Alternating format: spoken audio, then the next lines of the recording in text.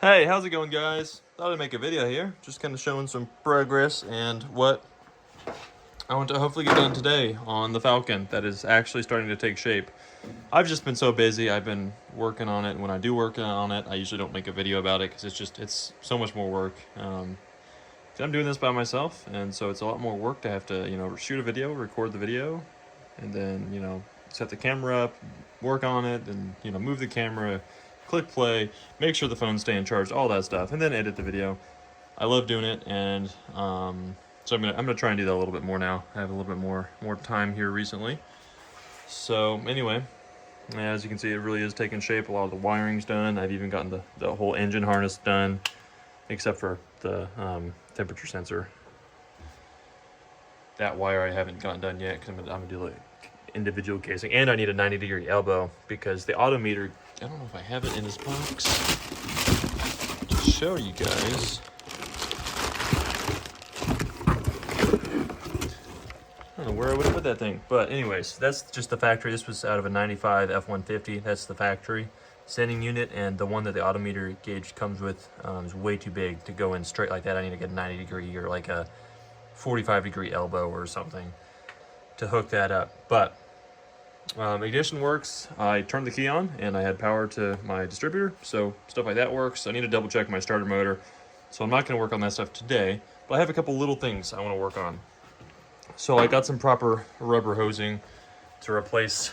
I used some AN hose. I just don't think it's going to be quite as good as a rubber hose for the barb fittings. I switched to barb fittings starting there, so I can use like the inline filter like that, and then my fuel pressure gauge, and also just to make it a little easier with the carburetor there. AN fittings all the way back, and then starting there, barb fittings. And that also makes it easier if I have to swap something, on the side of the road or something. So anyway, that's what this is, so I'm gonna get that taken care of. I finally also was able to get into parts. I got the master cylinder installed, I got the brakes all installed, front and rear discs. It's not fully bled. I have a little bit of pedal, it's just not great. I haven't been able to really fix it a lot, but what I do have is this switch. And I may not use this switch. I may use the pressure switch on the proportioning valve there the Willard comes with, but you need this for the master cylinder, like the little bushings, and then this is kind of part of the bushing, honestly, and then the little retaining clip there to attach the pedal to the master cylinder. So I have that hardware now. I also need to get the thermostat on there. I ordered this Dorman one. I don't know if I'm going to use it, but it's really cheap. It's like 10 bucks. Comes with a gasket, and I have a thermostat somewhere out here, but it looks all right. Cheap, should work just fine. I didn't like all the O-ring style ones. I wanted to use one with a gasket, so what I ended up with, because I read a bunch of terrible reviews for all the ones with the O-rings. So I'm gonna do that. So yeah, anyway, hopefully we can get some of that stuff done today. And then if we get some of that stuff done today, maybe we can move inside here and get going on some more wiring, which has been an absolute joy. It really hasn't been that bad, but I've wired up a couple of switches here. I got, if you can kind of see it over there, I got the fuse box located in the glove box. That's where I decided to keep all the electrical stuff. Shifter's on the transmission. Drive shaft is in too. I got that back from was it Drive Shaft Specialists of Texas. I got that back from them. They accidentally sent the wrong input or output yoke for the transmission there. They sent one for a GM T5 and not the Ford T5 that I have. So they got that fixed for me, and so it fit good. 1350 U-joint in the rear, so fit good with that 9-inch I built. And I still have wiring. I think primarily it's just this. I think that's the wiring. This is wiring for the front, like the headlights, turn signals, and that's for the rear, brake lights, turn signals, reverse light, all that stuff. So I need to get that stuff done. I need to wire up my column. I had to send a message to Painless because I didn't find in the manual for this universal kit. I didn't find the correct wiring for the column. The one I have, all the wires out of there didn't quite match up to any of the ones, so I emailed them, got an email back, so I now have a chart to go off of for that. So anyway, yeah, let's just see what we can get done on this. I also just thought I'd show this off. I got originally a 14-inch air cleaner for it, and it did not fit because I'm just going to use an HEI distributor just to make it simple. Because this is no factory vehicle, so I don't care. I'm putting a HEI on a Ford. It's not that big a deal. But anyways, I even got the sticker on there, which I think is kind of cool. I think it's the wrong sticker. I think that might be for a 14-inch, but it doesn't really matter. I think it'll just look kind of cool, kind of a little retro. You know, because it's a roller 302, so I thought that was kind of neat. But anyway, let's see if we can't get these lines taken care of real quick.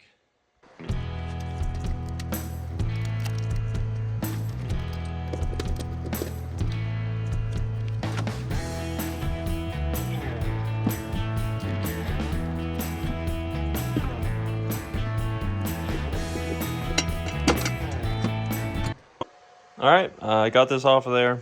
It gave me a real fight there on the barb fitting on the pressure regulator, but this stuff, I tried it on the carburetor and on that barb there, and it's a much better fit. It's a little more snug. I thought I could get by with the just using the 6AN tubing. I just don't think that's a good idea. And it's also kind of annoying because all the ends of it there, since with the barbs, it just kind of, you know, kind of prickly. So I don't really like that too much, and it gave me a real pain getting off there. So all I gotta do now, I'm just gonna, you know, cut 3 sections of rubber hose, same size as these.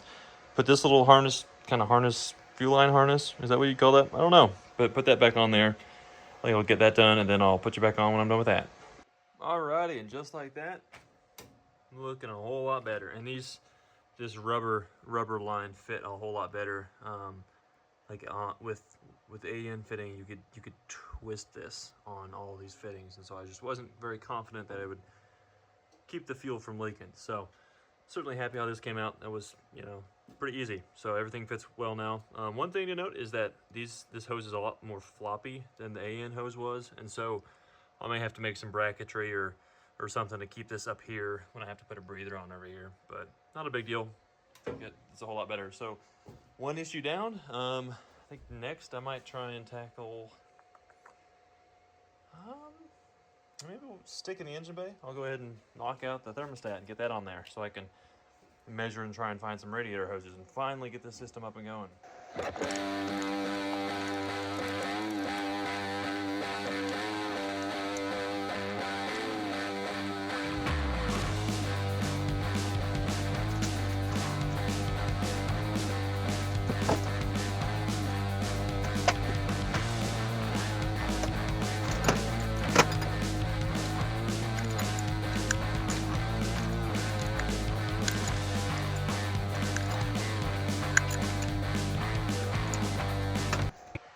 All right, just like that, thermostat is taken care of. You can see it peeking out at you down there.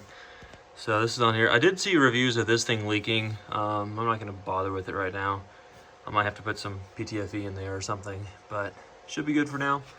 Use a little bit of RTV, a little dab of it in there. It can hold the thermostat in place while I got it on there. And yeah, so that went on pretty well. And this is, you know, again, this is pretty easy, simple stuff. But I will say those ARP studs with the smaller hex on there, I think would have been a world better when this engine was in the 95 F-150, working on that, putting on the thermostat. It was clunky having like the 1/2-inch head on the bolts on there and trying to get a wrench on them, and these are so much nicer. So put these on your truck if you have a 302 or 351 or any of that stuff. Those are really nice. So yeah, anyway, I think that's just probably gonna wrap up this video.